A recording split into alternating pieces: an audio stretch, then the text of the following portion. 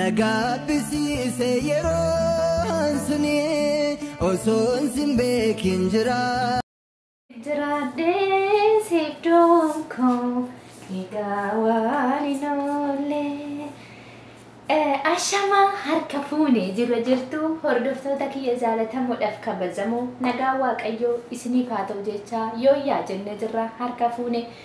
hordoftoota chaanela eebbisaa entertainment jalatti argamtan jirtu fayyaadha alaamanni sa'aanamni waati maatiin jirtoni jireenyi badhaadhaa kan nyaatan dhadhaadha egaa har'a viidiyoo baay'ee tokko nama gaddisiisu tokko isinii qabadhee dhufee inni illee maalidha gaafanaan jettanii egaa akkuma beekamu namni kamuyyuu hiriyaa mataasaa nama ciititti matu tokko qaba waan ta'eef anillee akkuma nama tokkootitti hiriyaa koo qaba hiriyaa yeroo dheeraa wajjin turre hiriyaa waan ani balleesse waan ani dogongore na gorsitee karaatti na deebistuudha egaa guyyaa tokko haleessaa irratti bilbilee koolidhaan jechaadha bakka jirra anillee diyaaspoorummaatti deebi'een jira walitti deebinee amma viidiyoo isinii hojjedha guyyaadhaani achitti Itoophiyaatti waayifaan nama rakkisa ture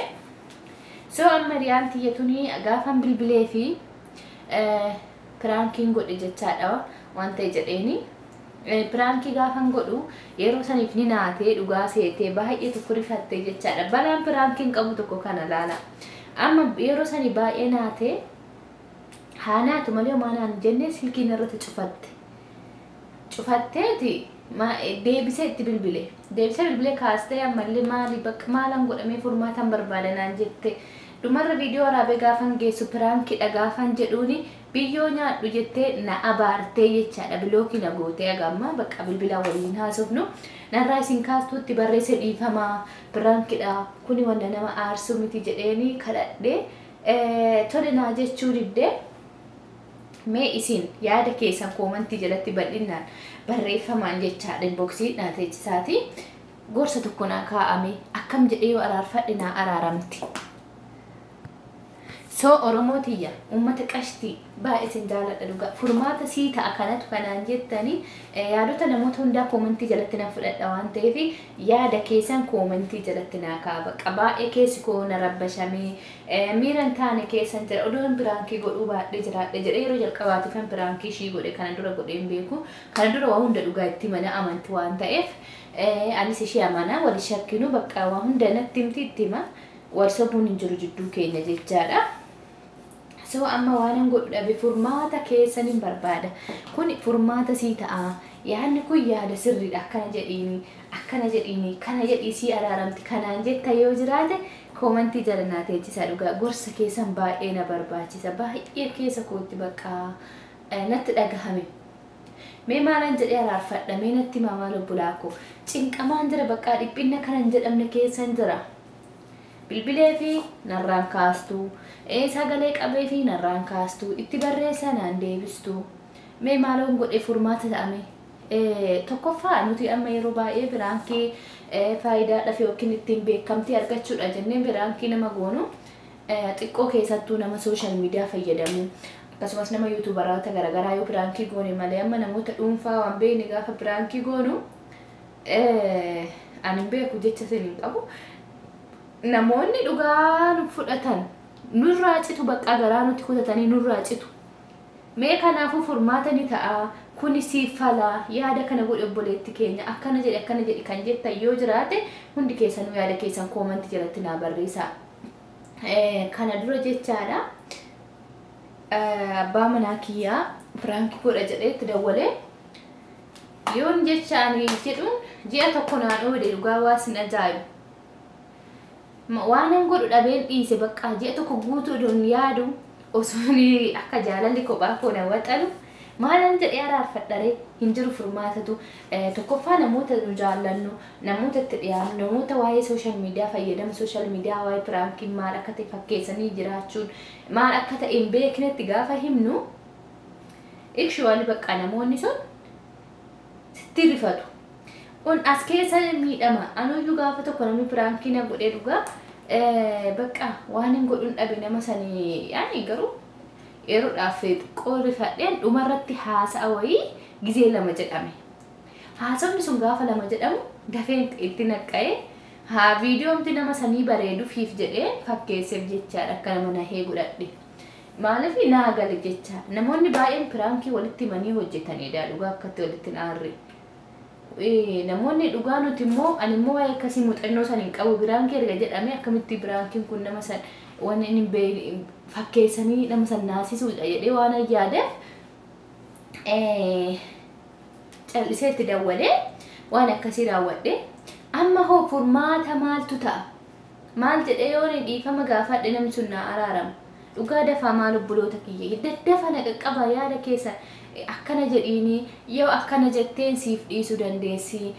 naan jechuu waan hin jedheen iyyuu araarfadhu dhabee furmaata barbaade gara keessan dhufe maaluu na qaqqaba. Yaada keessan gadi fageessati koomentii jalatti naa barreessa. Kuni sii ta'a kun yaada gorsaa siif ta'a jabaadhu araaramiini furmaanni kara kana naan jettan taanaan ani furmaata hin didu. Ani wanni biyya lafaa kanarratti waan namni naa kaa'e keessaa fudhanne maal seetan arraba qofa. Arraba koomentii jalatti ol arge biraan tara malee hin fudhadhus hin deebisus. Garuu gorsa namni na gorsu yaada namni naa kennu kamuu nan fudhadha. Ani yaada namoota fudhachuu irratti nan bareetiidha. So